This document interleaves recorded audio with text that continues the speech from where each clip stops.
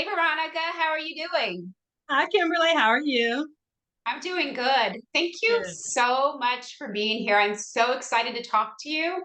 And of course, everybody will find out soon that we're going to talk about your new book. I mean, that is just awesome. But what I want to do first is I really like to do the formal introduction, and then I like to do the casual introduction. And then I give you an opportunity to anything I might have missed that you want us to know about you in your own words. So, if it's okay with you, I am going to read your intro. Okay, sounds good. Veronica McCain is a certified professional retirement coach and a chartered retirement planning counselor. She specializes in helping women transition into retirement. She founded Savvy Retirement Coach to provide a holistic retirement planning concept focused on self, health, and wealth. She believes the key principles to the happy retirement are under self, having purpose and meaning in retirement and staying connected to family and friends. Number two, health, staying active and maintaining a healthy lifestyle physically and mentally. And three, wealth, knowing how much money you need to live the life you want in retirement and developing a sound spending strategy. You've recently published a book on these three key principles titled My Retirement, My Way. This workbook allows readers to create a unique roadmap to retirement through guided exercises. Whether you are looking for daily guidance or big picture advice, this indispensable workbook will help you plan a happy, purposeful retirement. And I have to say, I cannot wait to get my copy. I pre ordered it. I cannot wait to get that. I'm so excited. So that was the formal introduction. And the informal introduction is I was lucky enough to meet Veronica through some masterminds that we attend. We are both certified retirement coaches. And so we're part of some mastermind groups where we come together, we discuss strategies, we discuss training, what we're finding in our clients, how we want to serve our clients. And that's how I met Veronica and found out about her book. And I just want to bring her information to all of our listeners. So while I do serve first responders, Veronica is here as a subject expert on retirement, happy and purposeful retirement. So, Veronica, how would you describe yourself? Describe myself as a fun person. Everybody that knows me knows I love to have fun. I love to laugh and have a good time. I also like to travel. I'm trying to get my goal is 7 continents by 70. So I'm trying to get to all 7 continents by 70. So that's one of my travel goals. And I'm also very passionate about my work as a retirement coach. I love coaching women and helping them transition into this wonderful world of retirement. I am retired myself after 31 years of federal service. And so this is something I really enjoy doing. And I feel like I have some insight into it because I am in retirement and I know some of the challenges and some of the fun stuff as well that retirees have to look forward to once they retire. Excellent. Excellent. When I go to your Facebook page, Savvy Retirement Coach, I really enjoyed it, by the way. Lots of good information there. But I also noticed that you had some extremely valuable, insightful articles and other items that you have shared. And one of them that really caught my attention was how healthcare can really impact a Black woman's retirement. And that just spoke volumes to me. And I looked at more of the stuff that you had on there. And correct me if I'm wrong, but it looks as if while you do serve all women, that you've actually niched it down a little bit where you have a true target audience of helping Black women. Would you say that's accurate? I would definitely say that's accurate, Kimberly. As an African American woman myself, I feel like I have some, personal knowledge in helping Black women as they transition into retirement. And I also feel like that Black women have been underserved in the area of helping them with planning for retirement. And we all have, healthcare concerns, of course, as we get aging and start aging and getting older. There's always that healthcare concerns that everyone has to sometimes deal with. But I feel like African American women sometimes get the more severe end of the stick on healthcare and concerns as they age, and some of that has to do with the cost, and then ending up, as time goes on into their retirement, that affecting their retirement funding and ability to enjoy life in retirement. So I definitely am focused mainly on African American women in the retirement, because I feel like that's an area that definitely needs to be addressed more in that area. Love it. Personally, I am not an African American woman, obviously, but I love this because in my career in public service as a first responder, many of my female officers, Black women, women of color, we're a rainbow in public service, and then many close personal friends also, Black women. And I personally, I do want to be aware of things that affect women. I want to be aware of things that affect people going into retirement. And that's not, your niche is not my niche. Your specialty is not my specialty. So to have somebody like you who is willing to do the research, do the work, and serve the community and share the information, I mean, that's amazing. That's amazing. We will all be better for it. We will all be better for it. If we have any woman who is struggling through retirement or struggling through healthcare, if there's even one that's in that situation, it can be another one and it can be another one. And, so I thank you. Thank you very much for that. And again, I will be coming to you for information within your specialty. Thank you. I So, appreciate that. the big thing, the elephant in the room is the book that you Oh, wrote. And yes, there we go, a little bit high. So I one don't of know the how to use mastermind, it.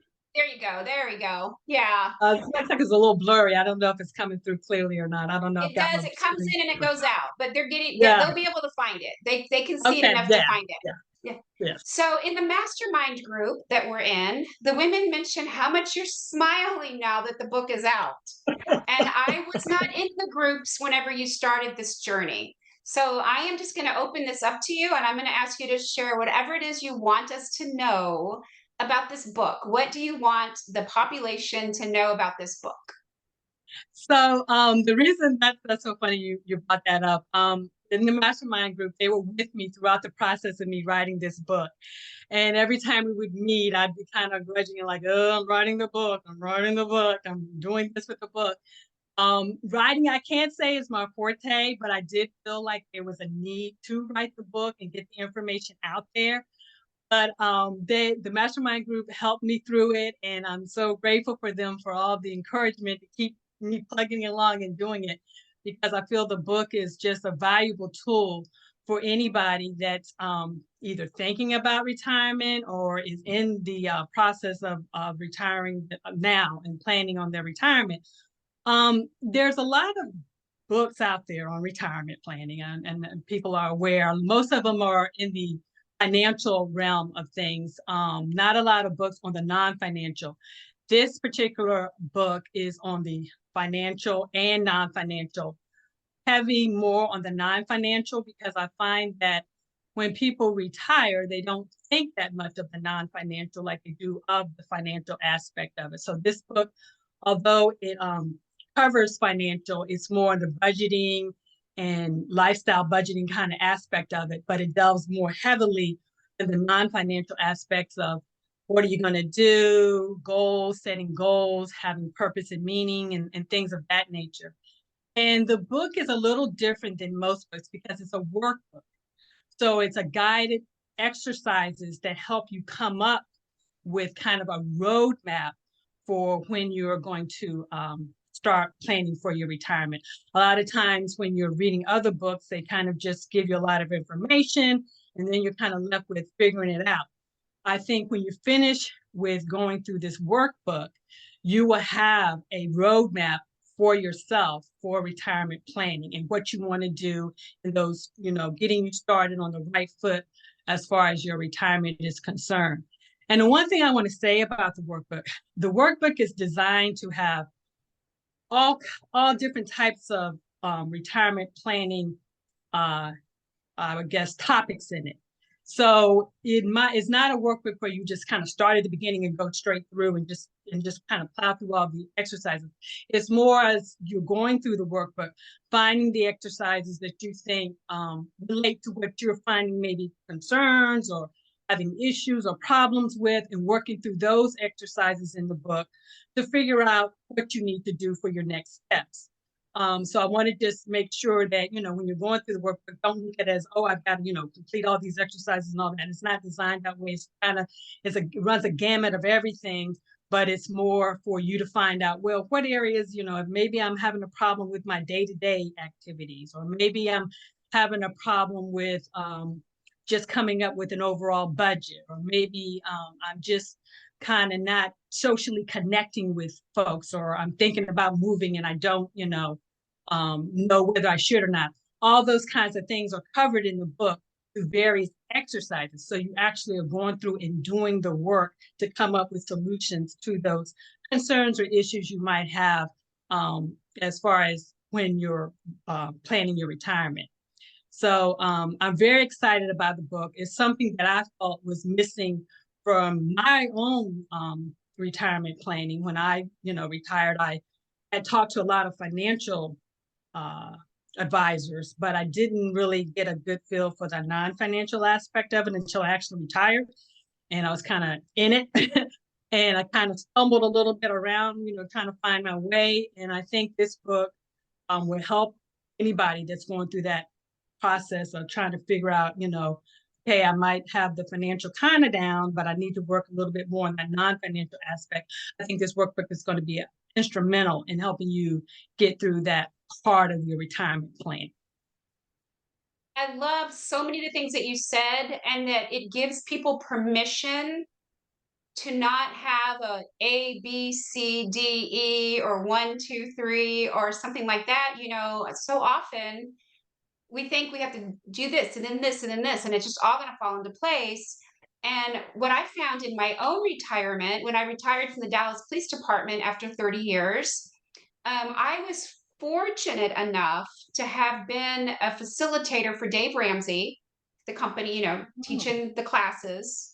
I didn't Mm-hmm. work for Dave Ramsey. We do it for free because we care about what we're helping other people grasp. And part of that was retire inspired. So I already knew that there were some things I needed to have an idea of what I wanted to do. So Mm-hmm. I went into retirement way better prepared than so many other people.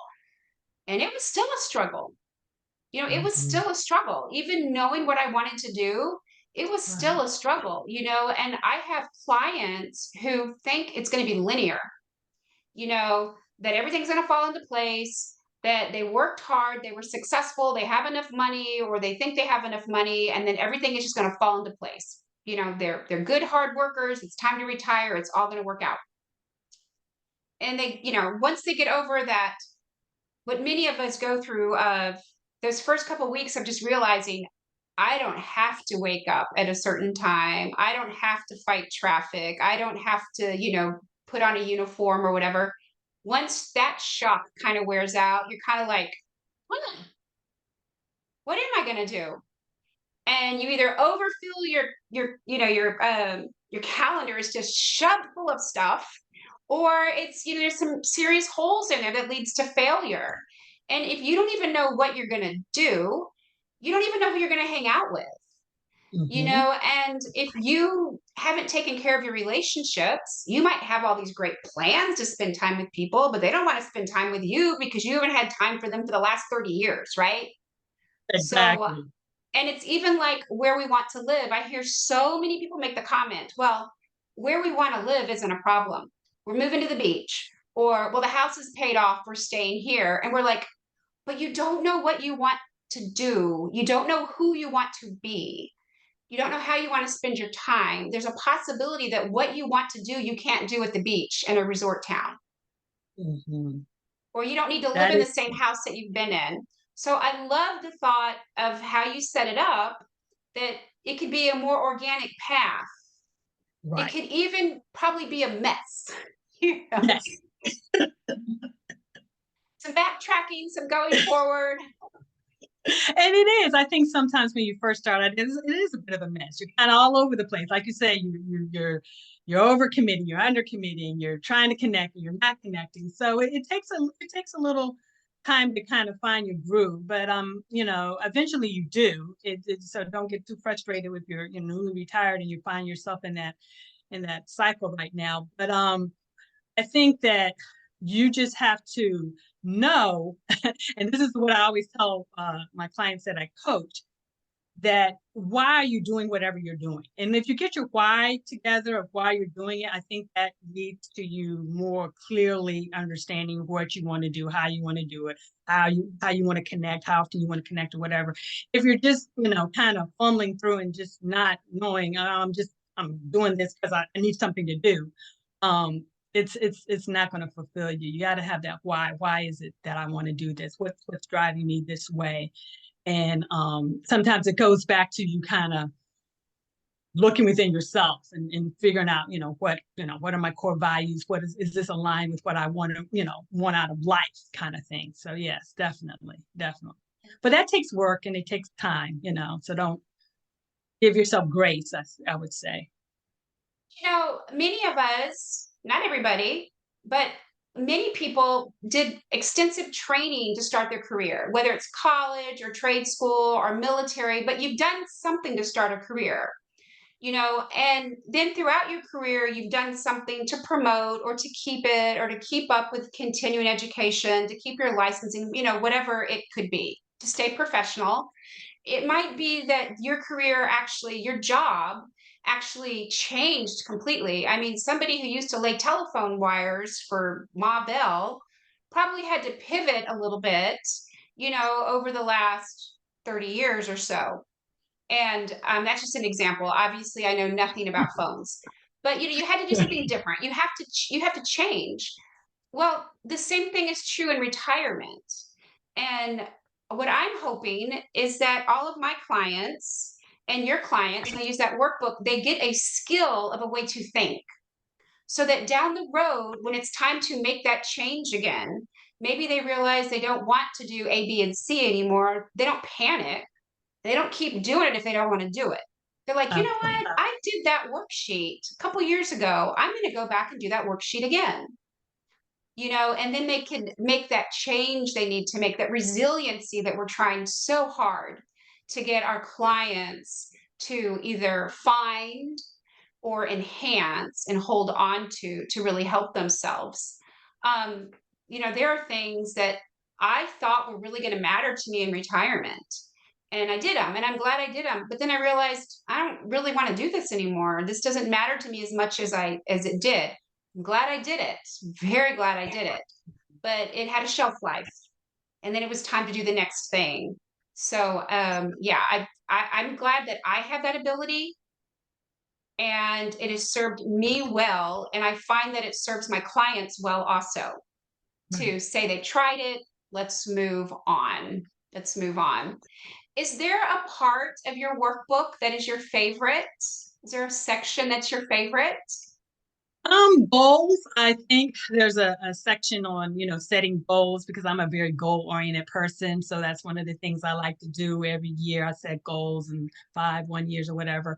So I think that section and how I go about setting the goals, how to be accountable when you do set the goals, because and how to stay motivated once you set your goals, because I think sometimes we do have the tendency to love to set the goals, but the action plan kind of gets a little lost. And it's so easy for it to get lost in retirement because there's not that, like when you were working with, in a job, whatever, you had to do it. There's nobody saying you have to do this. So I think in the workbook, there's a lot of tips to help you stay motivated and be accountable for those goals that you want to set once you retire. I think, like you were discussing, in your job, you have more of a structured maybe path of how you did stuff. In retirement, there is no more structure there. And you have to be as a lot of self-motivation within yourself. And you want to make sure that you have some tools that you can use to help you, keep you going when things get maybe a little tough, and it's easy for you to say, "Oh, I don't want to do it." There's exercise in there to help you get through those kind of things. So I think that's the main thing, because as in reading a lot of books about retirement, when we talk about the non-financial aspect, is a lot of people do come to that end of the life kind of thing, and looking back over their life and wishing they had done this or done that. And most of it is probably from just a lack of the motivation or the drive to push through on stuff. And I think the workbook will help you with tools to help you do that, so that you can feel like you're really, you're getting stuck or whatever, you still can continue on and reach those goals and stuff at the end. Because there's nothing more satisfying feeling than when you have a goal that you want to accomplish and you reach it. It's nothing greater than that feeling. So yeah. I kind of laughed, smiled, giggled, and cringed whenever you said accountability, because I personally love accountability when it's working good for me. And then when I've kind of dropped the ball, I'm not liking that accountability so much, and people are like, well, you're your own boss. I'm like, well, I'm harder on myself than I would be on anybody else. And so I've really had to learn to use accountability to that it does serve me. And that is a big thing, because you're right, and especially me coming from the first responder world, chain of command, very regimented, rules, regulations, all this stuff, I kind of I say I didn't like it sometimes, like, oh, I'm a maverick. I don't like rules. I love rules. I love rules Yeah. because it lets me know exactly what I have to do, when I have to do it, but it lets me know everything I don't have to do. You know what I'm saying? So it's like it's very freeing for me. But when you're retired, it's not necessarily there. Now, my male clients will tell me that they just went from the corporate world, first responder world, reporting to somebody else to reporting to their wife, So that's always kind of funny. I always kind of laugh about that, and I'm like, well, that's on you. That's on you. That's So it's the honeydew the list. honeydews, the honeydews. Yeah, and it's really kind of those honeydews. We laugh about them. We've got a whole list of honeydews in this house, but boy, those can really get out of hand, can't they? Right. And that's Yeah. another thing. Another thing that when you're talking about spouses and the expectations, and like you said, the retirement and the the I want you to do this and I want you to do that, and your whole thing is like, well, I want to do this and I want to do that, and so there's a I want to do something different. There's again in the book there's a section on spouses coming, discussing their visions of what they want to do in retirement and how they envision their retirements to be, because that's something that we don't really discuss a lot. And with our spouses, we kind of say, we kind of puddle along and stuff starts brewing and we don't know why. So it's some exercises in the book to help you go through discussing, where you see yourself in your retirement with your spouse, if you're married, and where they see in time and what you want to be doing, what the expectation of what they're expecting from you, because it's a new dynamic in the house. I know my husband still works and I'm retired. And I think sometimes, that he's like, well, you retired. You can do your time is, kind of more free. And it's really not. I have things I have planned, but there's that kind of mentality sometimes of thinking that because you retire, you can drop a dime, you can do things or whatever. So I think it's a discussion that, you need to have with your spouses. Like you said, the honeydew list and stuff like that can sometimes be daunting for, like this is not what I envisioned my retirement to be. So yes, definitely. I have some clients, and they've given me permission to speak about this. They're both first responders, and they're both coming up on retirement. And I have to tell you, I work harder with those two than I ever have with anybody else. And yeah, because they really have a lot to work through. Very good marriage, very respectful marriage. But each of these have been very strong individuals at their jobs and in their home, because there's no way two first responders are going to stay married for 30 years if they don't have personal coping skills that they now need to make couple coping skills, and sometimes I just sit back and listen. I just listen to them. Like, they're going to work this out eventually. You Right. know? They just need somebody to vent. They just need to vent. Just like, Need a safe space. And every now and then I'll ask a question. I'm like, okay, hold on, let me get this question in. Okay, go back at it. So it's kind of funny. It's kind of it funny. is. It is. Okay, before I get to the last big question, is there anything that you would like to say that maybe I haven't asked you, or is there anything you'd like to cover? Because you're a wealth of information. Yes, I would just like to say that, retirement is an opportunity for you to live your life the way you really want to live it. And that's why I titled the workbook My Retirement My Way. It's not to say it's a selfish thing, like it's all about me, but it's to get you to start thinking about what do I really want for this next chapter in my life where I don't have a lot of structure anymore, where I'm not working and I don't have that dependency. The kids, most of the time, your children are grown, and if you have kids and they're out of the house, and now you finally have this me time, and it's your time to really, get out there and do the things that you really want to do, and take advantage of that. Don't.